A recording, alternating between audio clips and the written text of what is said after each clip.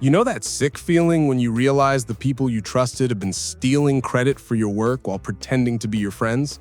When your dream job turns into a nightmare where everyone smiles at you but secretly works against you? This isn't just about being betrayed at work. It's about a trap that happens all the time to talented people and most never see it coming. I'm going to show you exactly how the Rolling Stones destroyed one of their best members using 3 simple tricks that are so common. Once you see them, you'll spot them everywhere before they happen to you. Here's a weird question. Can being really talented actually make you an easy target? Mick Taylor started playing guitar when he was 9 years old. By the time he was a teenager, he was already on TV and making records. This kid was special, everyone knew it. But what people don't talk about is how being a young genius can make you vulnerable to people who want to use you. Picture this. Teenage Taylor goes to see a concert, expecting to watch Eric Clapton play guitar. Clapton doesn't show up. Most kids would just go home disappointed. Not Taylor. He walks up to the band and says, "Hey, I know all your songs. Let me play instead of Clapton." Think about how bold that is. A teenager asking to replace one of the most famous guitarists in the world. Taylor absolutely killed it that night. The band leader later said Taylor didn't just play the songs right, he played them better than the originals. But here's the weird part. After this amazing performance, Taylor just walked off stage and left without talking to anyone. This combination of incredible talent plus being shy and awkward made him the perfect victim for what was coming next. A year later, big things started happening. Clapton had left the band and they needed a new guitarist. Taylor got the job. Suddenly, he's touring with rock stars, living the crazy lifestyle, making enough money to buy his first expensive guitar.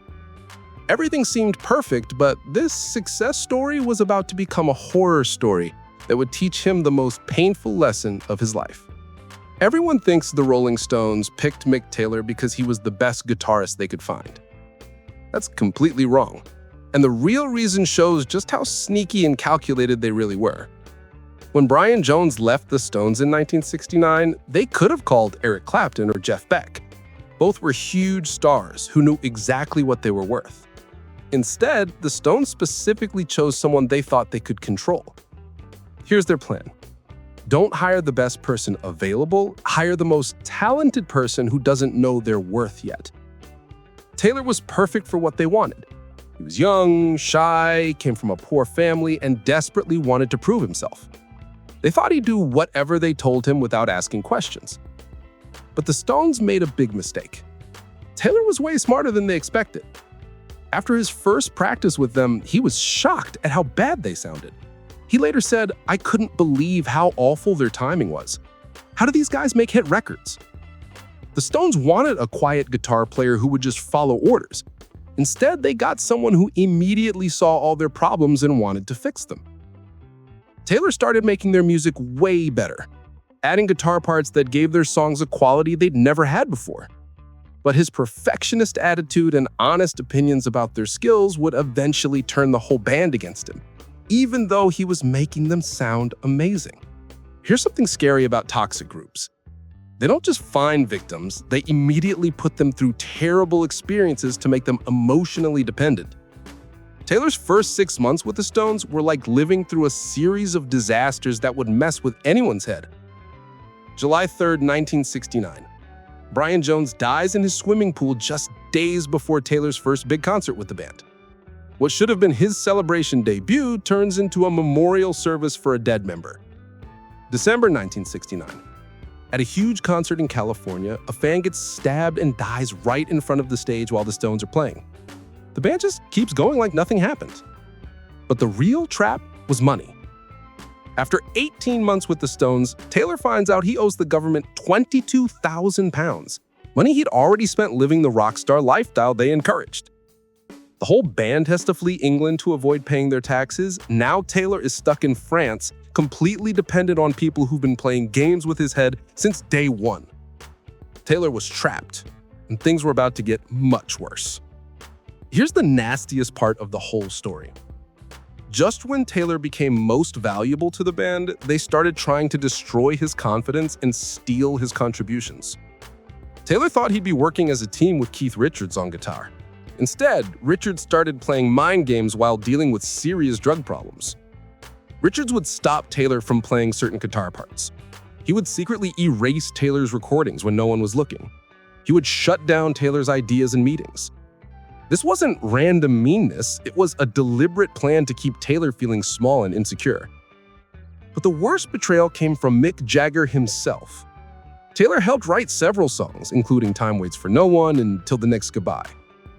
These were significant contributions that made the songs much better. Jagger promised Taylor would get credit as a songwriter, which means money and recognition every time those songs get played. When the album came out, Taylor's name wasn't anywhere on it.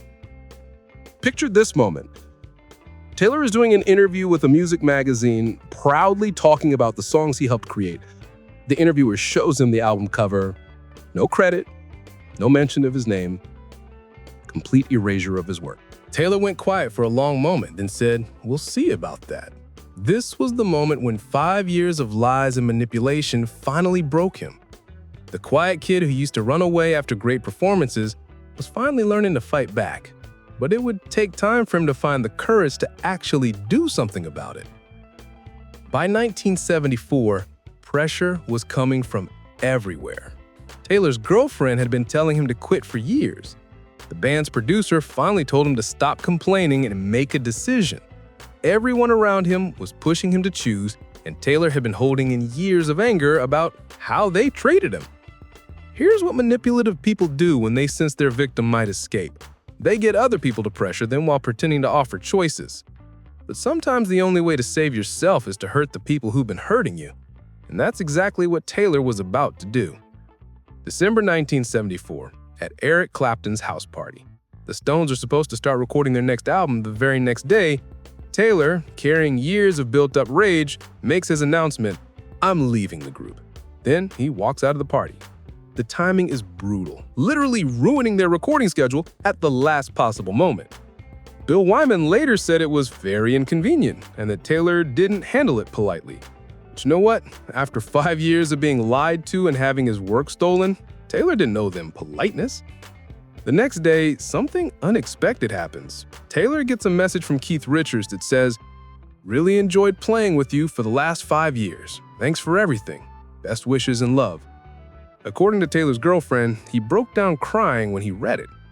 Even this moment of real kindness from someone who had been messing with his head couldn't undo 5 years of psychological damage. Taylor's decision to leave hurt everyone involved. The Stones never got back that musical quality he brought to their sound. Ronnie Wood did replace him and did a good job, but he wasn't Mick Taylor. And Taylor, he spent the 1970s fighting addiction and relationship problems, watching from the sidelines as the band he'd helped make great continued without him.